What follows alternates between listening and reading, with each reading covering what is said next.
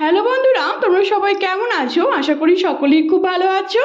আর আমিও ভীষণ ভালো আছি। তোমাদের আরেকবার পূজাস কিচেনে সকলকে স্বাগত। আজকে আরেকটি নতুন রেসিপি নিয়ে চলে এসেছি বন্ধুরা। সেটি হলো চিংড়ি মাছের দো পেঁয়াজা। এই রেসিপিটির নাম খুব ভালো লাগে খেতে, গরম গরম ভাতের সাথে জাস্ট জমে যায়, আর কিছু প্রয়োজনই হবে না। তোমরা অবশ্যই বাড়িতে একবার ট্রাই করবে, ট্রাই করে আমাকে জানাবে কমেন্টের মাধ্যমে তোমাদের এই চিংড়ি মাছের দো পেঁয়াজা রেসিপিটি নতুনত্বভাবে কেমন লাগলো। তাহলে চলো শুরু করে, দেখতে থাকো। এই রেসিপির সমস্ত উপকরণগুলি আমি আমার ডেসক্রিপশন বক্সে দিয়ে দিব, তোমরা সবাই দেখে নেবে আমি কি কি নিয়েছি। খুবই সামান্য উপকরণে এই রেসিপিটি বানানো যায়। তোমরা অবশ্যই বাড়িতে একবার ট্রাই করে আমাকে জানাবে তোমাদের রেসিপিটি কেমন লাগলো।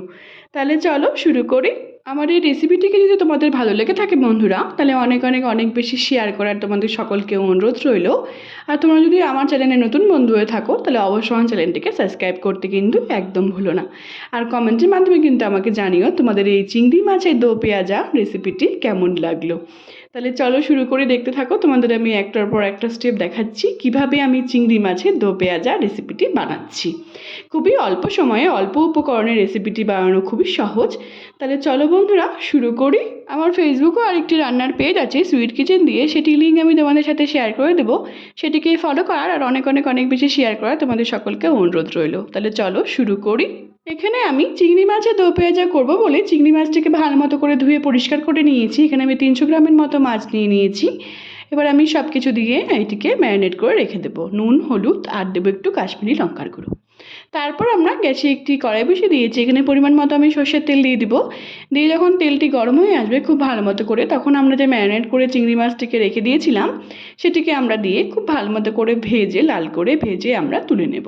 তারপর তোমরা নেক্সট স্টেপ দেখো। বাকি চিংড়ি মাছগুলোকেও আমরা লাল করে ডিপ ফ্রাই করে ভেজে আমরা তুলে নেব।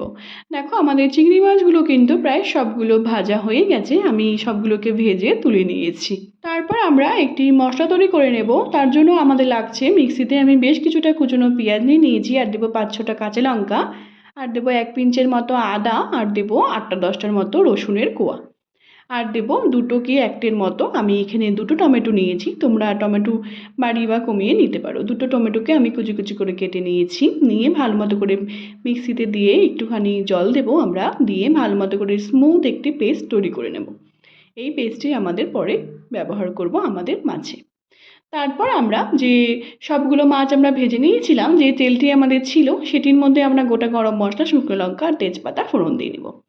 যখন এটি খুব ভালো মতো করে ভাজা হয়ে যাবে, একটি স্মেল বেরোবে খুব ভালো, তারপর যে আমরা কিছু কুচনো পেঁয়াজ রেখে দিয়েছিলাম সেটিকে আমরা দিয়ে ভালো মতো করে একটুখানি লালটে লালটে করে ভেজে আমরা নেব।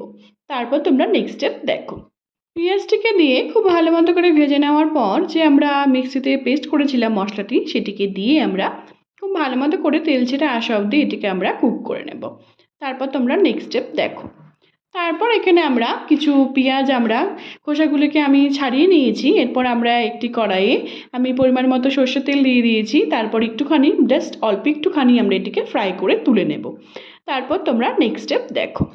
এই পেঁয়াজটি যদি আমরা মাছের ঝোলে ব্যবহার করি, তাহলে কিন্তু আমাদের চিংড়ি মাছের দো পেঁয়াজার কিন্তু স্বাদ অসাধারণ হবে আর দ্বিগুণ বেড়ে যাবে।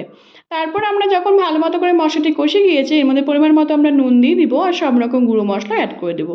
হলুদের গুঁড়ো, কাশ্মীরি লঙ্কার গুঁড়ো, ধনে গুঁড়ো আর জিরে গুঁড়ো সব আমি 1 টেবিল চামচ করে নিয়েছি। ভালো মতো করে মশলাগুলোকে দিয়ে একটুখানি জল দিয়ে আমরা এটিকে কষিয়ে নিব তেল ছেড়ে আসা অবধি। তারপর তোমরা নেক্সট স্টেপ দেখো।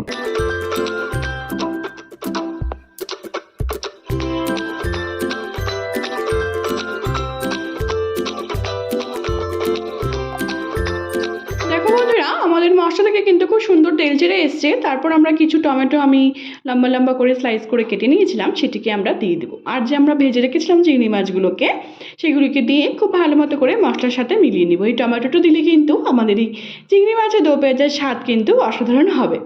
তারপর এর মধ্যে আমরা কিছু জল দিয়ে দিব, পরিমাণ মতো জল দিয়ে। আমি গ্রেভিটি কম রাখবো বলে আমি কম জল অ্যাড করেছি।